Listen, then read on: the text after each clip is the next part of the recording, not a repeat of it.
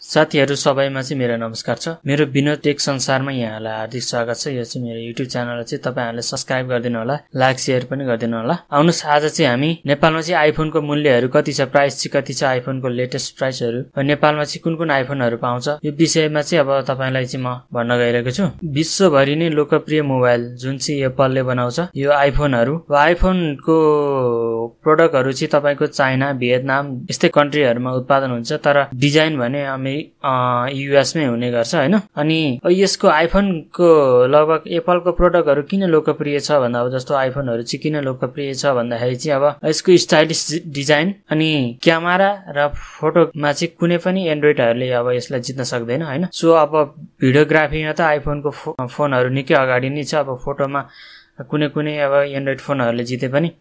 अनि अब यसको सफ्टवेयर अपडेटको कुरा गर्ने भने पनि लगभग 6-7 वर्ष अब मिनिमम सफ्टवेयर अपडेट दिइरा हुन्छ, 5 वर्ष त जुनै फोनलाई नै दिन्छ। अनि यसको स्टेबल परफर्मेन्स, अब यसको बायोनिक चिपको त कुरै नगरौँ, एन्ड्रोइडको कुनै पनि अब एक्जिनोस भयो हैन, अनि अब डायमेन्सिटी अनि स्न्यापड्रागन भन्दा निकै अगाडि छ अब यो बायोनिक चिपहरु।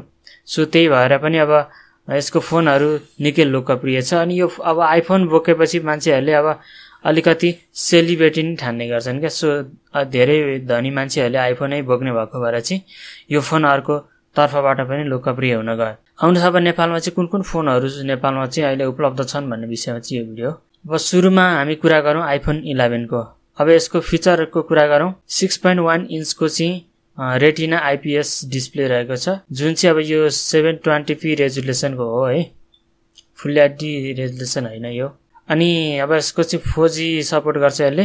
कुरा गर्ने हो भने चाहिँ अब क्यामेराको कुरा गर्ने हो भने 12 मेगापिक्सलको मेन क्यामेरा जुन चाहिँ 1.8 एपरेचर रहेको छ, अनि त्यसमै OIS पनि रहेको छ। त्यस्तै 12 मेगापिक्सलको चाहिँ अल्ट्रा वाइड रहेको छ जुन 1.8 एपरेचर रहेको छ, जुनले चाहिँ 120 डिग्रीमा चाहिँ एंगलमा चाहिँ यसले भिडियो अथवा फोटो खिच्छ। अनि यसको भिडियो रेकर्डिङ चाहिँ 4K 60 FPS सम्म हुन्छ हैन। 1080p चाहिँ 240 FPS सम्म हुन्छ।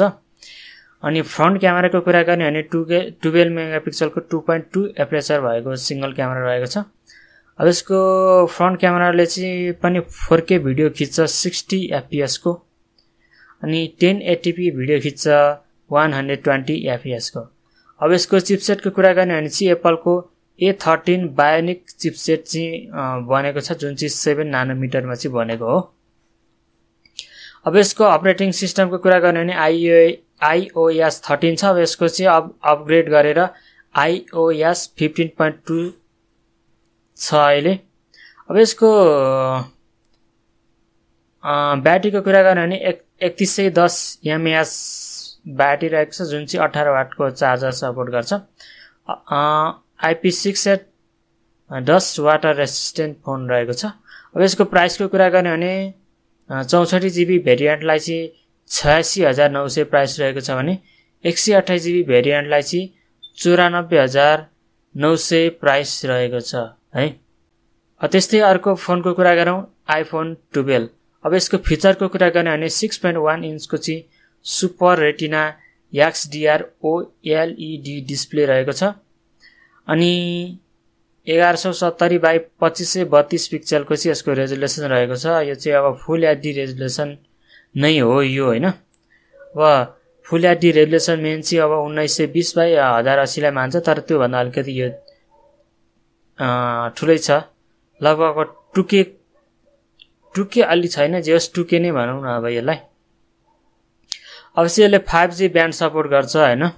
तपाईहरुले चाहिँ अलिकति फ्युचर प्रुफ आइफोन किन्न चाहनुहुन्छ भने चाहिँ आइफोन 12 बाट सुरु गर्न सक्नुहुन्छ। अब यसको सेरामिक ग्लासबाट बनेको यो फोन हो हैन, गोरिल्ला ग्लासको प्रोटेक्सन छ अगाडि र पछाडी।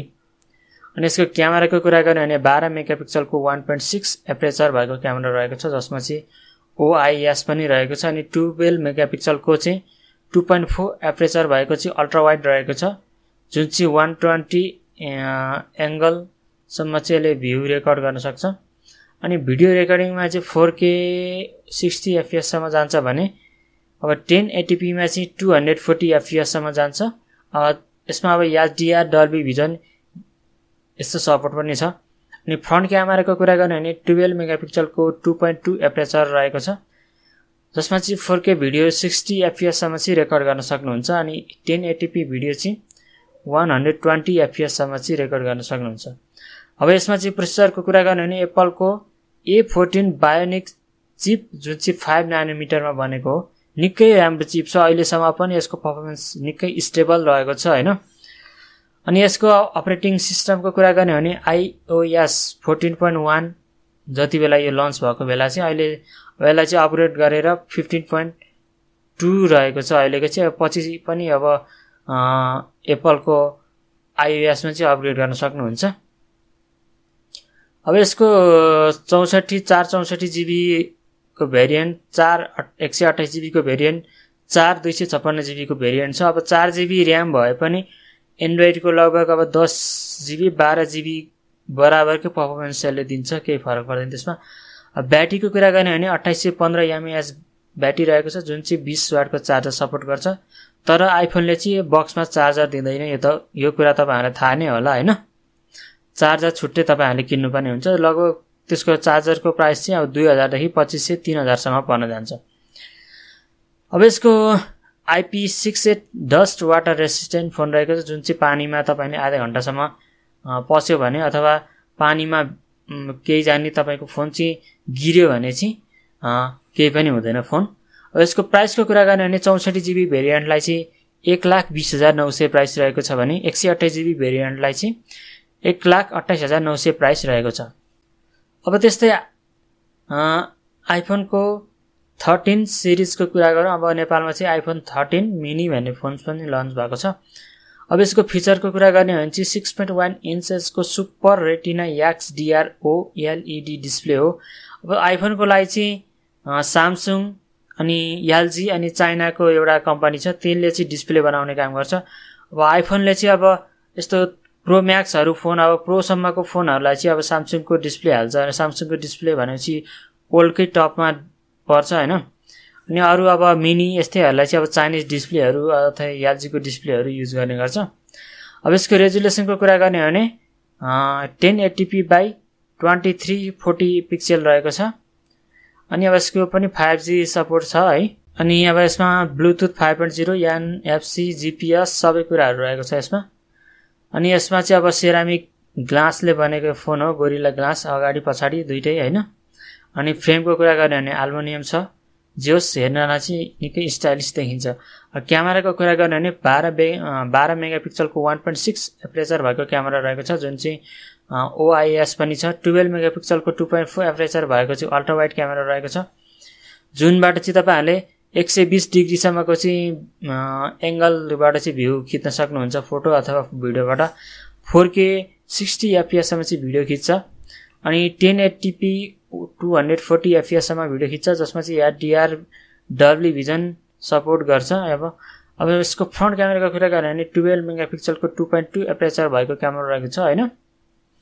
अनि अब यसको अगाडिको क्यामेराले चाहिँ 4K 60 FPS सम्म भिडियो खिच्छ। अब यसको प्रोसेसरको कुरा गर्ने भने एप्पलको A14 बायोनिक चिप युज भएको छ।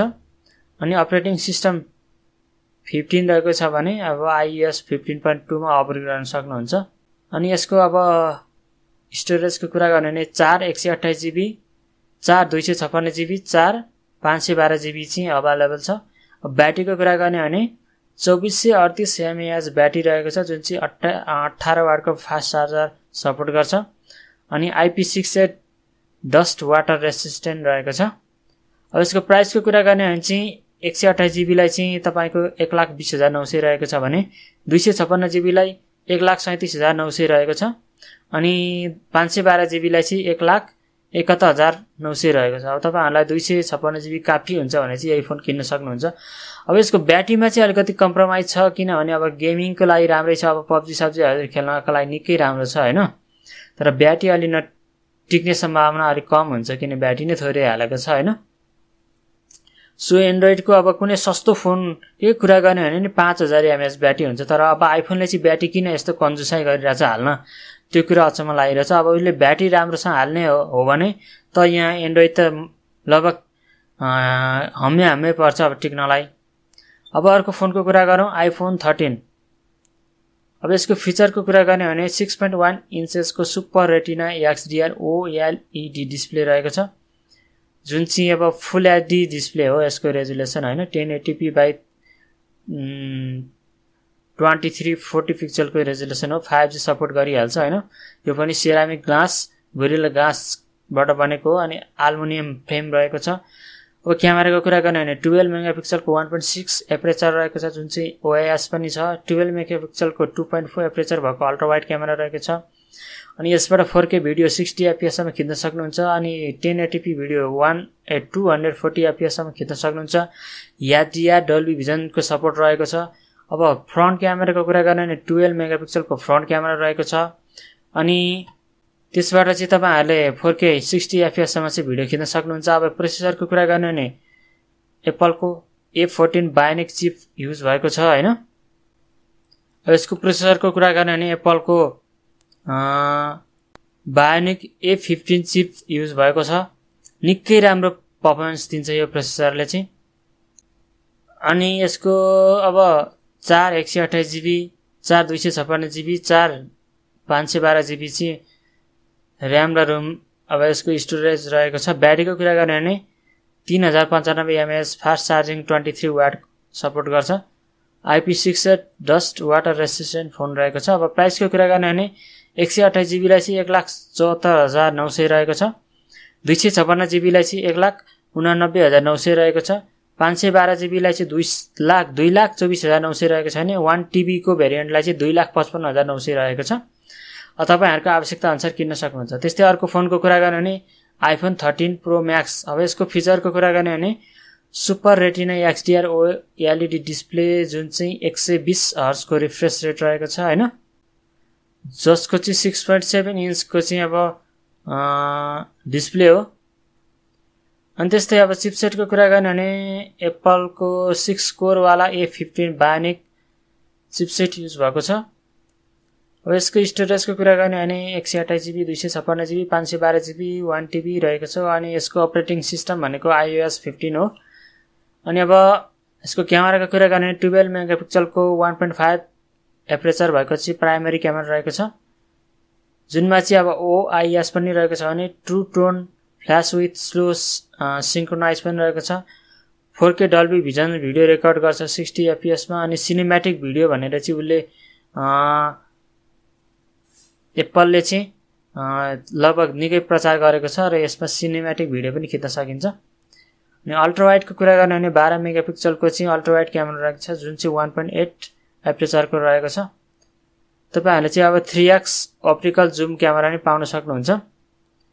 अनि त्यस्तै फ्रन्ट क्यामेराको कुरा गर्ने 12 मेगापिक्सलको क्यामेरा रहेको छ, जुन चाहिँ तपाईको 4K डल्बी भिजन चाहिँ HDR भिडियो रेकर्ड गर्छ 60 fps मा अनि स्लो मोसनमा चाहिँ 1080p 120 fps मा चाहिँ जान्छ भने सिनेम्याटिक भिडियो नि खिच्न सक्नुहुन्छ। अब सेक्युरिटीको कुरा गर्ने true depth camera for face ID facial recognition छ अगाडि हैन। फेस आइडी को लागि चाहिँ अब अगाडि क्यामेरा रहेको छ, ठुलो निकै ठुलो नच रहेको छ, त्यसका लागि चाहिँ उले यो 5G फोन हो। तपाईहरुले चाहिँ अब फ्युचर प्रुफ फोन किन्न चाहनुहुन्छ भने यो तपाईहरुलाई बेस्ट हुन्छ। अनि अब यसको चाहिँ water and dust resistant phone रहेको छ। अब स्टेरियो स्पिकर पनि रहेको छ। ब्याट्रीको कुरा गर्ने भने अब 4352 mAh ब्याट्री रहेको छ। 20 वाटको फास्ट चार्जिङ सपोर्ट गर्छ। 7.5 वाटको अब QI वायरलेस चार्जिङ सपोर्ट गर्छ। 15 वाटको म्याक्सेफ वायरलेस चार्जर सपोर्ट गर्छ, तर बक्समा चाहिँ चार्जर आउँदैन, छुट्टै किन्नुपर्ने हुन्छ। प्राइसको कुरा गर्ने भने 128GB लाई चाहिँ 1,89,990 पर्छ अनि 256 लाई चाहिँ 2,05,990 पर्छ अनि 512GB को लागि चाहिँ 2,39,990 पर्छ। त्यस्तै 1TB को भेरिएन्टलाई चाहिँ 2,74,990 पर्छ है। अब यति नै थियो नेपालमा। अब आइफोन यासी भन्ने फोन पनि छ, तपाईहरुले अब सस्तोमा चाहेको भने चाहिँ त्यो फोन पनि किन्न सक्नुहुन्छ। अनि चाहिँ अब नेपालमा अब आइफोन यासी 3 पनि लन्च हुन लागेको छ। अब लगभग वर्ल्ड वाइड लन्च भइसकेपछि अब हुन लागेको छ वर्ल्ड वाइड पनि, त्यो पनि फोन नेपालमा आउने चर्चा छ। अब त्यो फोनको प्राइस अब लगभग $300 भनेको छ। त्यो हिसाबमा अब नेपालमा 40 देखि 50 हजारको भित्र त्यो फोन आयो भने अब